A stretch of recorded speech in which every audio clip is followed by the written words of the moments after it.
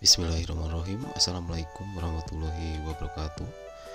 Ketemu kembali dengan mata kuliah analisa sensori dengan tema uji duo trio. Jadi uji duo trio ini analisanya hampir sama dengan triangle yang sesuai dengan pertemuan yang kemarin. Nah, uji duo trio ini kita harus tahu kenapa sih kita harus wajib mengetahui uji duo trio, apa tujuannya dan bagaimana cara analisanya berdasarkan statistik. Nah, uji duo trio digunakan untuk mengetahui apakah ada perbedaan di antara dua sampel atau contoh. Jadi untuk mengetahui apakah ada perbedaan di antara dua contoh sampel atau sampel. Nah, contohnya di sini ini adalah ada sampel atau baku A atau sampel A dengan dua sampel lainnya adalah contoh yang diuji atau X sama Y. Contohnya misalnya baku A dengan dua contoh lainnya adalah contoh yang diuji X sama Y. Nah, secara statistik ini ujinya sangat sederhana.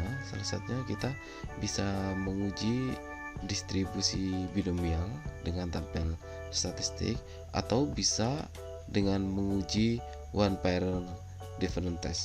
Ini bisa dua-duanya. Nah, dalam pengujian duo trio ini kita harus menggunakan tabel binomial yang mana kita melihatnya itu berdasarkan dari jumlah penguji. Ini sama kayak triangle. Jadi kalau pengujinya misalnya ada 10, maka di sini sudah saya lingkari ada nilai yang ada pengaruh secara signifikan, yaitu nilai 9 dan 10. Ini ada beberapa contoh.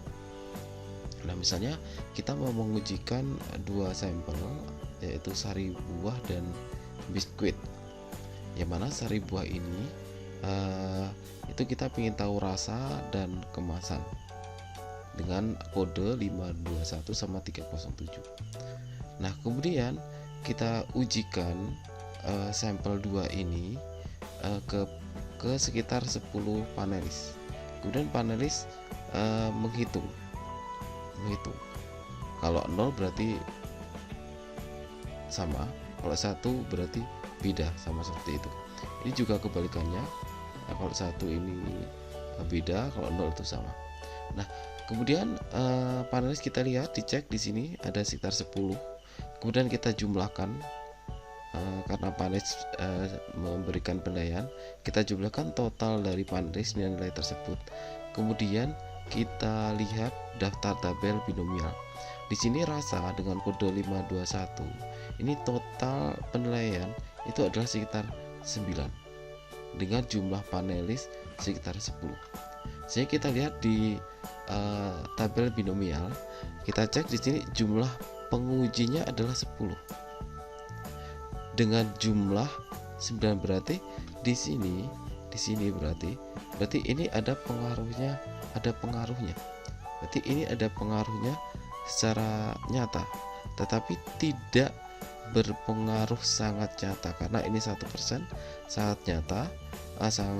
Kalau 5% ini nyata, sehingga nilai dari rasa dari sari buah dengan kode 521 ini menunjukkan bahwa panelis bisa membedakan atau panelis nyata mengetahui perbedaan rasa, sedangkan kode 307 tidak signifikan. Kemudian bagaimana dengan kemasan sari buah? Nah, di sini kita total dan kode 521. Ternyata totalnya ada 4. Berarti ini tidak nyata. Ini tidak signifikan. Sama 307 tidak signifikan. Kemudian biskuit dengan kita cek rasa dengan kode 445, kita jumlahkan ke sini. Ini ada 6 padahal nilainya harus 9. Ini ternyata non signifikan. Kemudian 378 di sini ini juga sama non signifikan. Akan tetapi kerenyahan biskuit pada kode 445 ini panelis bisa membedakan dengan nilai 9, karena memang nilai binomialnya panelis 10 dengan nilai 9, berarti panelis bisa membedakan. Kemudian kode 378 kita totalkan, ini adalah 1, berarti ini non signifikan. Nah, uji perbandingan ganda atau dual standar ini merupakan metode uji pembedaan yang menggunakan dua contoh baku. Nah, uji ini sama seperti uji duo trio maupun triangle. Teknik menganalisanya yang membedakan adalah sampel yang akan diuji juga terdiri dari dua contoh sampel, yang mana ditentukan dari dua contoh sampel yang kita ujikan harus sama. Nah, biasanya ini digunakan untuk menguji bau dan sifat bau suatu komoditas. Jadi ini untuk mengetahui suatu sampel atau suatu produk baunya seperti apa. Nah, sama kayak duo trio tadi, ini kita pengujiannya tetap harus mempunyai tabel binomial. Nah, ini ada contoh salah satu produk, ada bahan baku A dan bahan baku B. Nah, bahan baku A ini kita bedakan berdasarkan kode-kode tadi. Bahan baku tadi kita bedakan, tetapi di dalam bahan baku ini ada dua sampel. Nah, kita tulis di sini kita ujikan bahan baku tersebut sekitar 15 panelis. Kemudian kita cari nilai perbedaannya, signifikasinya berdasarkan jumlah yang sama kayak tadi. Nah, di sini bahan baku A dengan kode 537 ini totalnya adalah bernilai 12. Kita cek kalau panelisnya 15, nilainya berapa. Nah, di sini kita cek angka 15 atau panelis 5A dengan jumlah 15. Ini kalau kita serong ke kanan, ini ternyata bernilai 12 sama 13 sama 14. Di sini ada 12, 13, 14. Nah, di sini ini totalnya itu ada 12.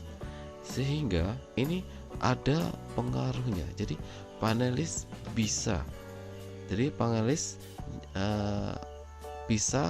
membedakan bahan baku 537 dengan bahan baku 981.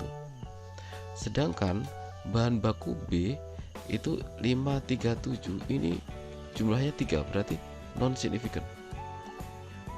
Karena kurang dari yang di tabel tadi. Yang di tabel minimal nilainya itu adalah 12. Minimal nilainya itu adalah 12. Ini adalah 12. Minimalnya adalah nilai 12. Sedangkan di sini tadi 3, jadi tidak masuk standarnya tabel binomial. Kemudian bagaimana dengan kode 981 bahan baku? Ternyata panelis bisa membedakan dengan nilai sekitar 12. Sehingga panelis mampu menganalisa bau dari kedua bahan tersebut. Oke, ini cukup mudah menurut saya. Terima kasih dari saya. Wabillahi taufiq wal hidayah. Wassalamualaikum warahmatullahi wabarakatuh.